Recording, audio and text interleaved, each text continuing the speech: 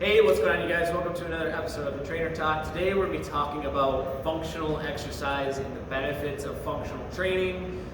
So functional exercise is more natural movements, so things that are actually used outside of the gym in everyday life. So when you think about things like carrying your groceries from the car to the house, that would be a farmer's carry. When you get up off the couch or the chair, out of bed, out of your car, you're performing an air squat. When you bend down to pick something up, you're doing a deadlift. When you put something up on the counter, you're doing a clean. When you put something away high in the cupboards, you're doing a shoulder press. So that would be some examples of functional exercises.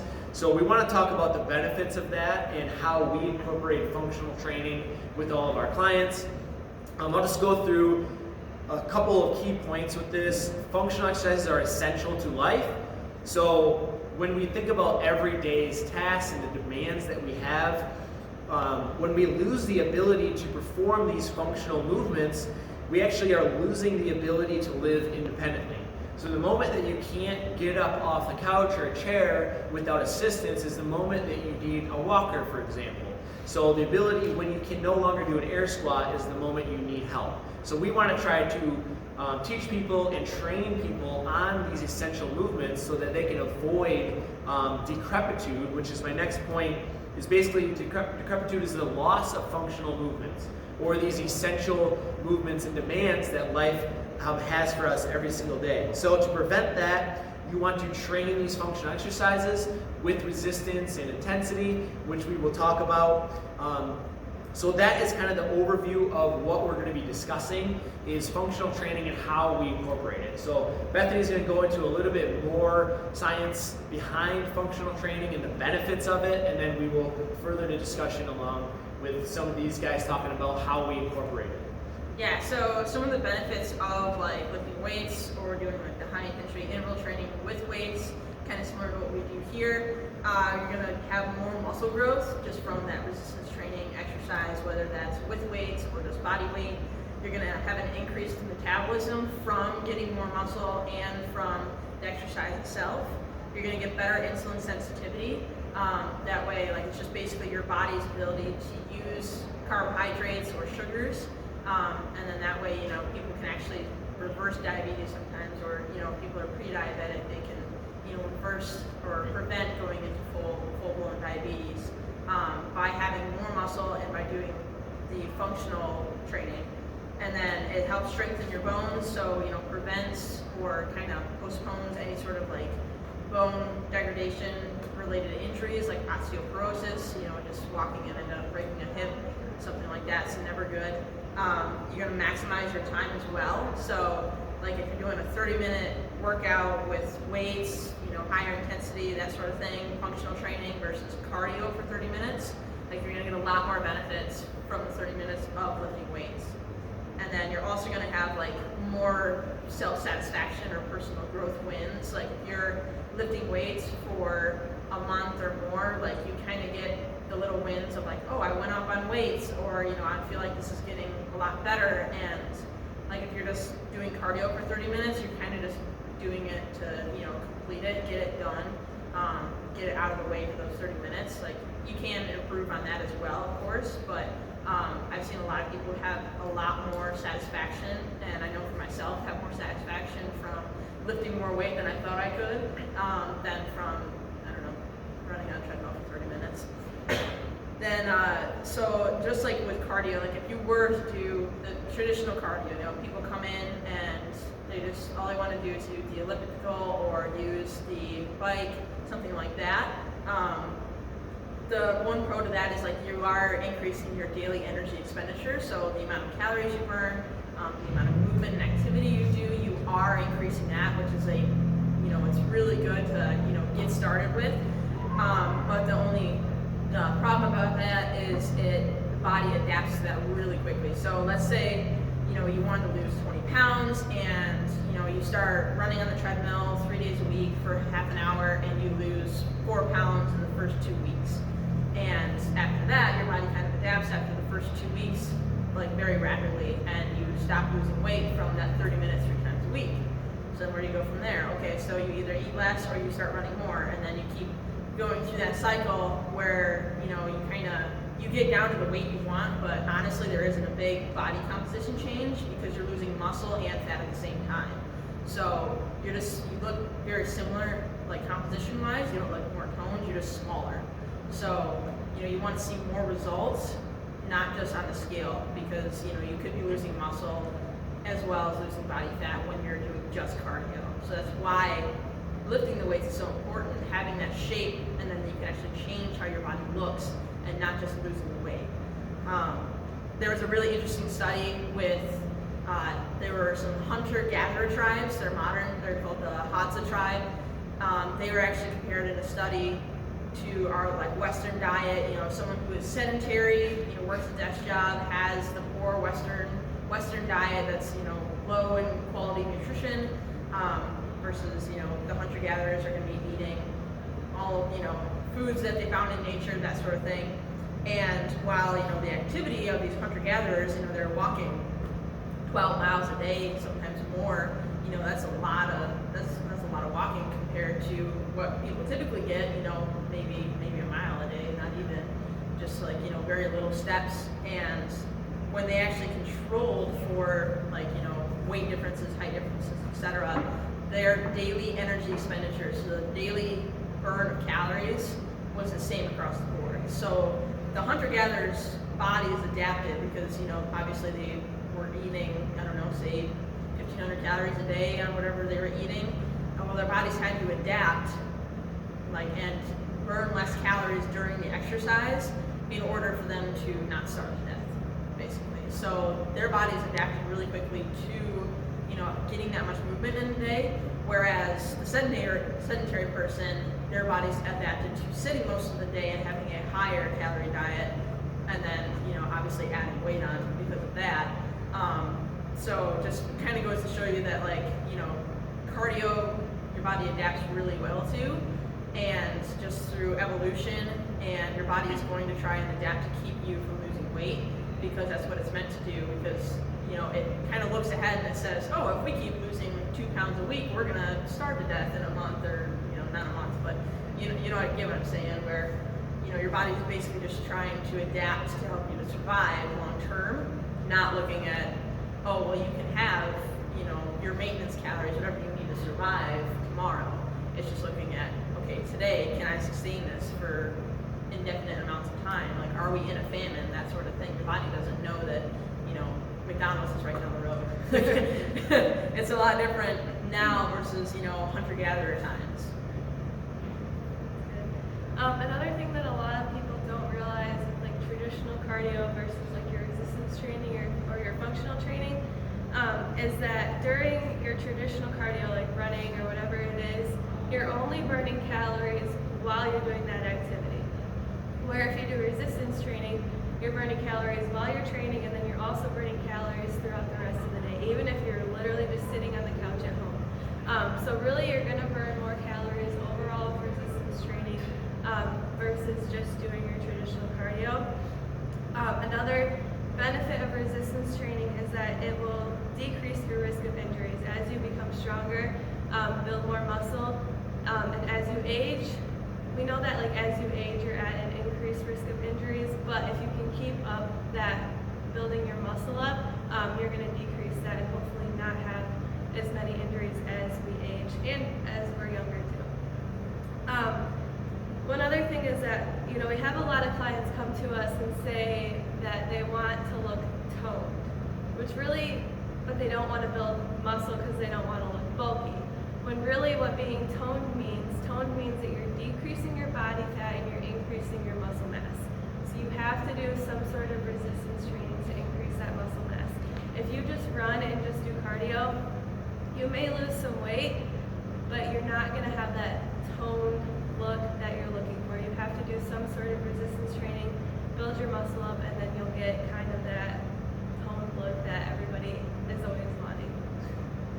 Yeah, as always, I'm going to kind of echo what they say. Literally every point I have written down, they pretty much hit. I loved what Bethany said about cardio. You're pretty much like a hamster in a wheel, because you're you have to keep increasing the amount of cardio you do and decreasing the amount of calories you eat. So it's just like a bad cycle. Whereas resistance training, we actually, as coaches, implement once we get a good base build and people start to put on muscle, we can actually start to increase their calorie intake. So that's like one of the biggest benefits, in my opinion, is that you can eat more. Usually when you're working out strength training, focusing on functional strength training. But kind of get back on the wagon of how we implement functional strength training and why it's important. I was actually just talking to a client about this week, about how when they're doing a shoulder press, their arms are coming forward. It's because their shoulders are kind of rounded forward. The way that we sit all day and drive and look at our phones, we're kind of hunched over. So I was explaining how the movements that we're doing, the shoulder presses and the rows and things that help strengthen those muscles is going to actually help pull their posture back into place. So functional strength training is going to improve your posture. We would increase core strength to help improve that also. And that helps with a ton of different things, not just posture. It's going to be, just say you have kids and you need to lift them up or hold them all day. Like, that's one of the main benefits of strength training. That seems a little bit easier. There's a couple other things. I think Bethany mentioned arthritis. It helps with our arthritis, blood sugar levels, energy levels, mood. That kind of, even going back to the difference between that and cardio over time, especially when you're really pushing the limits, can decrease your mood and actually increase stress on the body. So I think functional strength training is the way to go. There's a lot of like correctional exercises that we do as trainers to help with people that have imbalances or issues, whether it be posture or knee, ankle, mobility issues like that we can help with, whereas cardio isn't really going to do much. So I think resistance training reigns supreme for the reasons that I listed. I think you touched on it, that it burns more cardio might burn more calories right away, but resistance training is going to burn more calories in the long run. So we definitely believe here that they're both very important. They both have their spots, but resistance training and functional strength training, stuff that we're going to do every day in life and help you make easier, is super, super important. More on the functional exercises and performing them through a full range of motion is also something you want to keep in mind. So something like you said, where you're lifting your grandchild up, or when you're performing a shoulder press, especially with free weights, it's important to practice performing full range of motion, which is just the full extent of motion that your muscles can move through. So for a shoulder press, like if I come all the way down, my elbows to my sides, and then extend my arms straight up to the ceiling, like that is what's considered full range of motion or something like that. And I think it's super important to practice that principle through, like, especially joints like the shoulder and the hips, because they're mobile joints. They don't just move in one direction like my elbow and knee. They move in, or what is it, compound area, multiplane, thank you. So since they're the most mobile joints, you want to practice your ability to move them to their maximum ability. And just another quick touch on the osteoporosis that Bethany mentioned. It's actually, there's been benefits that have been seen from flexibility training and stretches. I like to do stretch training with my clients at the end of each session, and especially PNF stretches, which is just proprioceptive neuromuscular facilitation, which is just a fancy word for assisted deep stretching. So we use things like the wall to assist ourselves in getting a deeper chest stretch, shoulder stretch, bicep, and same things can be done for your hamstrings and your lower back. So in people past the age of 55, especially women, there was you are at an increased risk for osteoporosis. So just doing simple things like a bent over hamstring stretch and stretching like joints like the hips and the knees, you greatly reduce your risk of osteoporosis just by doing those simple things a few times a week or a few times a day. So Yeah, awesome. So yeah, just circling back, like doing functional exercises on a daily basis, it's gonna help you with so much more benefits than just burning calories or just losing some body fat. You're gonna be able to move better, perform daily tasks better. So like I mentioned at the beginning, the ability to just do household chores, whether it's babysitting your grandkids or your kids, and you're picking them up and playing with them, you're getting up and off the couch or in and out of your car, whatever it is, you want to be able to do it with purpose and be able to do it with effortless, basically. Another good benefit of the functional training is if you do it with high enough intensity, it is cardio. So when we actually define cardio, it's basically anything that elevates your heart rate to a certain level for a sustained period of time. So we use running and biking and the recumbent bikes, the ellipticals and things like that because it's an easy way to keep your heart rate elevated for a sustained period of time. But you can also do that while doing resistance training, doing functional exercises. We usually do them in the form of like a circuit. So we'll pick a few different exercises or lifts. We perform them at a certain rep range with a certain amount of weight, and we reduce and control the amount of rest between sets. That increases the intensity. You can keep your heart rate elevated just like you would running on a treadmill, but you're also working so many more muscles. You're building strength, you're building that muscular size, so you're getting that tone that you want. And there's so many other benefits. You're actually moving through these essential exercises that I mentioned. So like Nathan also mentioned, like the full range of motion. You want to practice your squats and your deadlifts and your lunging and your pressing. That way it makes everything on a daily basis easier.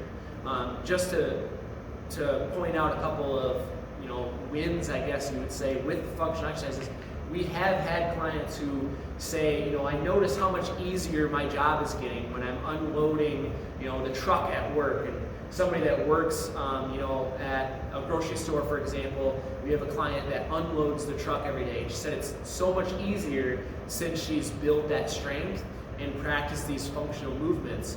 Another client, we've had actually multiple clients that were type 2 diabetic who got off insulin or at least lowered their blood sugar levels by an insane amount so that they're actually reversing, like Bethany mentioned, their diabetes through doing resistance training, not just having to do traditional cardio. So these are incredibly important things to be doing. Ultimately, we want to see people avoid that decrepitude, be able to live and sustain their strength, avoid osteoporosis, avoid gaining excessive amount of body fat, avoid heart disease and diabetes, things like that. And we truly believe, I think all 5 of us can agree, that doing strength training, resistance training, functional movements performed at a higher intensity is the best route to do that. You are still going to get that cardiorespiratory endurance benefit, like I mentioned, as long as the intensity is high enough. We call these our metcons, and I think all of us can agree that they are definitely challenging.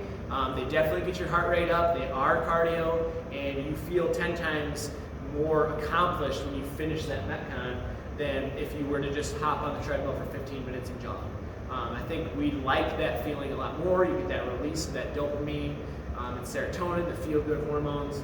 So there are many benefits to it, and we just wanted to share that with you guys. If there's anything else that you guys want to add, we can let the audience know and then wrap it up. You want to give a quick example of more functional exercises?